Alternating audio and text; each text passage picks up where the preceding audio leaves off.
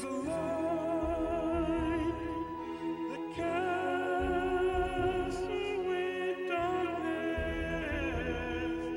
It finds its way into every heart.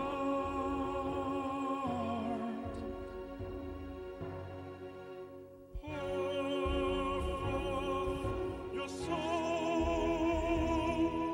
like water flows to sea,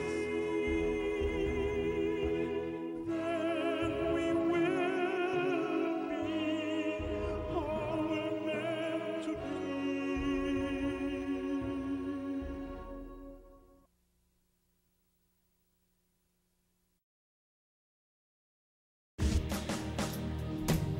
If we just started with a whisper, just enough to hear the sound, maybe it will bless the earth until we shout out loud. Shalom,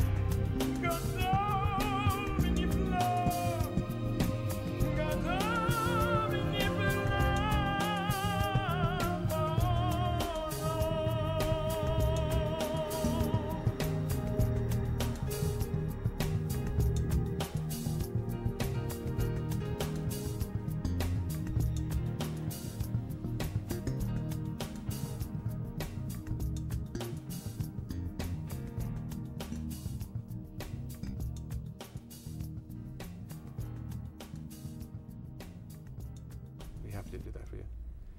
Shalom, I am Rabbi Shaul Praver. You're watching Rabbi Rock.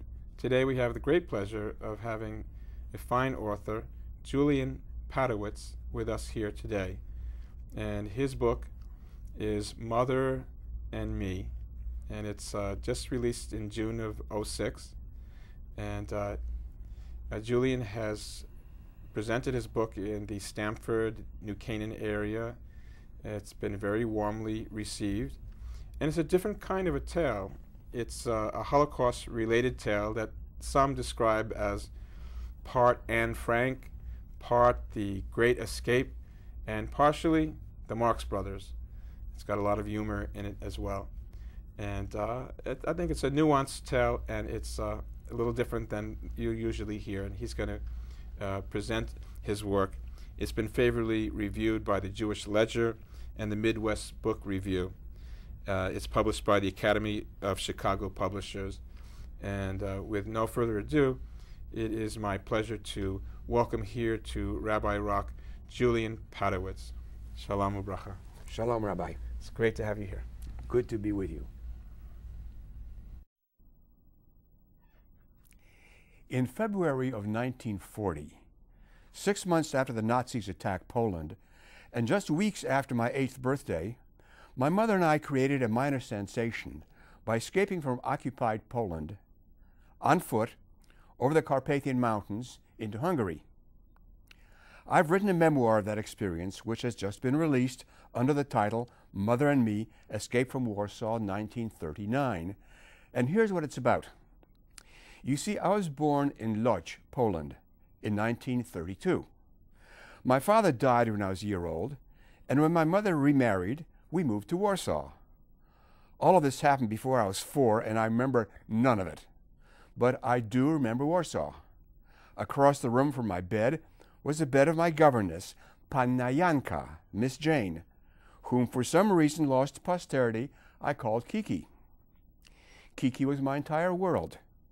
We shared a room, We ate our meals at a little round table in that room, and on decent days we walked hand in hand to the park. Kiki would sit on a bench, knitting me a sweater or a pair of short pants, and tell me to go play, but not to talk to any strange children. What I was supposed to do was never quite clear to me. My mother and stepfather weren't around much. Wealthy and one of the handsomest couples in Warsaw, my mother, Barbara, and my stepfather, Lolek, did a lot of traveling and a lot of socializing.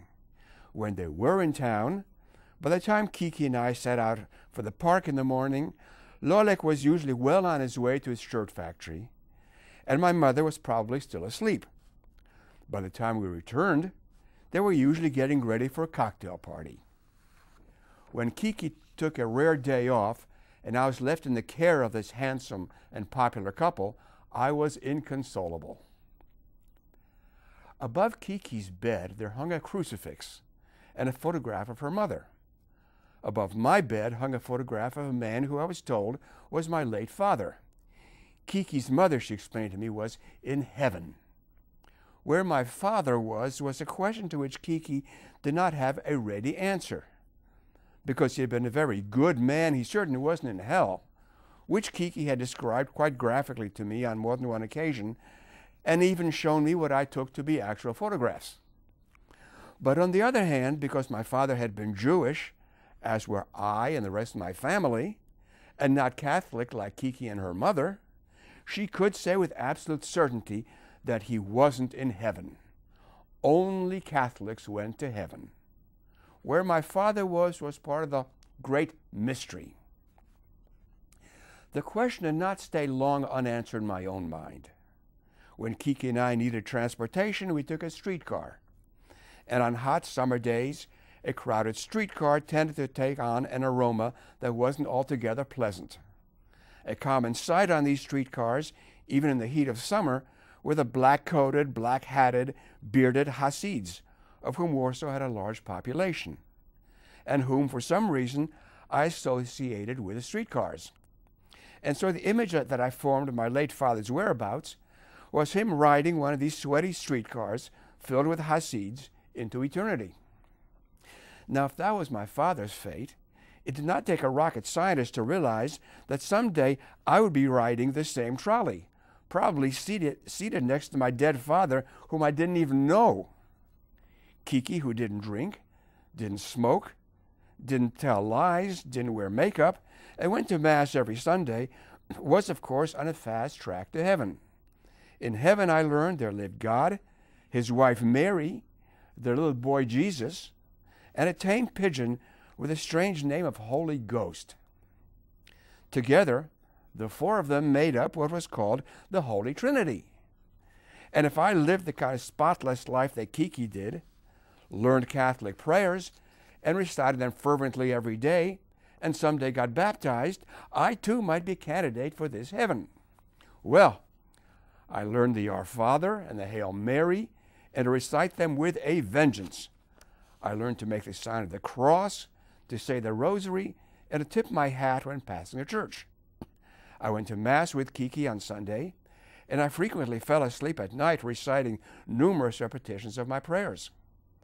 By the time I reached the age of 5 or 6, I felt myself well on my way to eventually joining little Jesus and his pigeon in play, while God, his wife Mary, and of course Kiki, sat on a park bench and looked on lovingly. To an only child like myself, with limited contact with other children, and that not very satisfying, this seemed like an existence that truly deserved the name heaven. Then on September 1st, 1939, Hitler attacked Poland. Lolek, my stepfather, went into the army. Kiki went back to join her father and sister in Łódź, and I was confronted by that semi-stranger who was my mother. Mother was very beautiful, much admired by her peers, and she would soon prove herself to be both resourceful and courageous. What she lacked was any clue regarding the management of little boys.